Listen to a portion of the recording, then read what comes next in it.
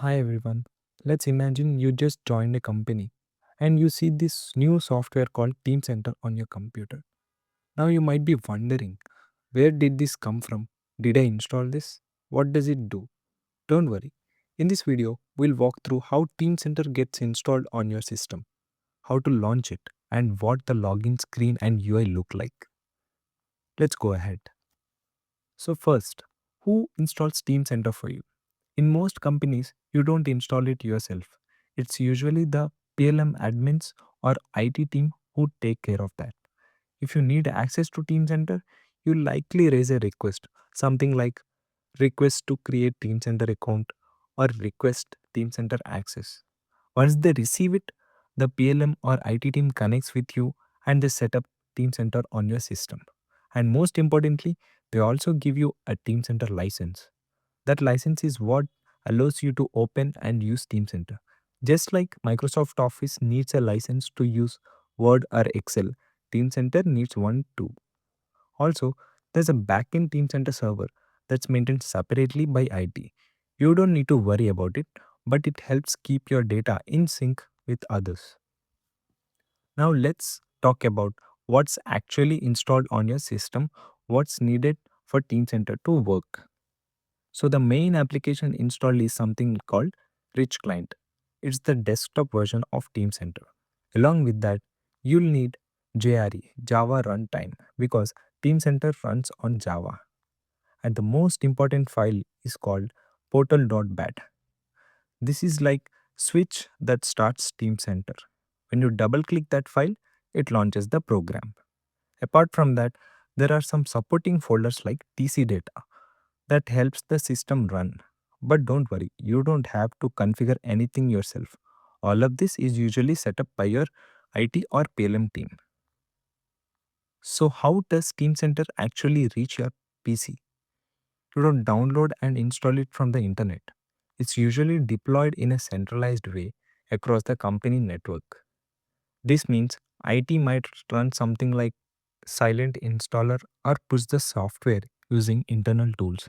They'll often add a shortcut on your desktop or start menu so you can open Teamcenter easily.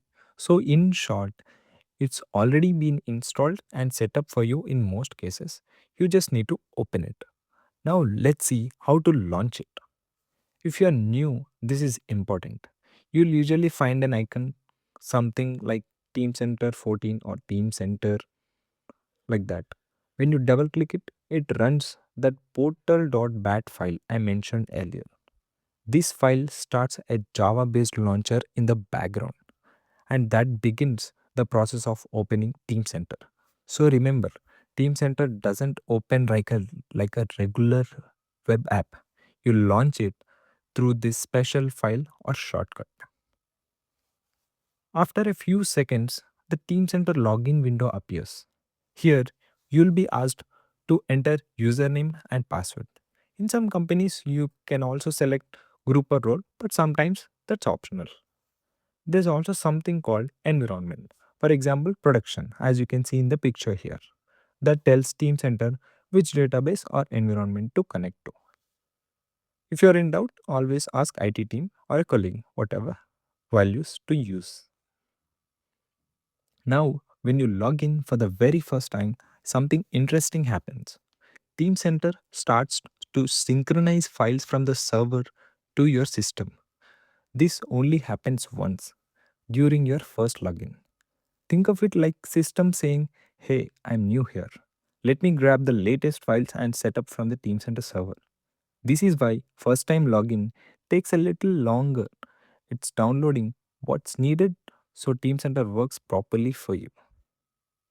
And once everything loads, you'll see this screen, the Getting Started page of Teamcenter Rich Client. You'll see menus like Home, My Work List, and other options. Don't worry, if this looks new, we'll explore each of these in upcoming videos. But for now, this is enough. So that's how Teamcenter is installed, launched, and opened for you. It may look complex at first, but once you understand the setup, it becomes easy to use. In the next videos, we'll dive deeper. We'll see how to search for items, what a business object is, which is an important thing to know, and how everything works inside Teamcenter. If you found this helpful, make sure to like, subscribe, and stay tuned for more content from PLM Universe. See you in the next one. Thank you.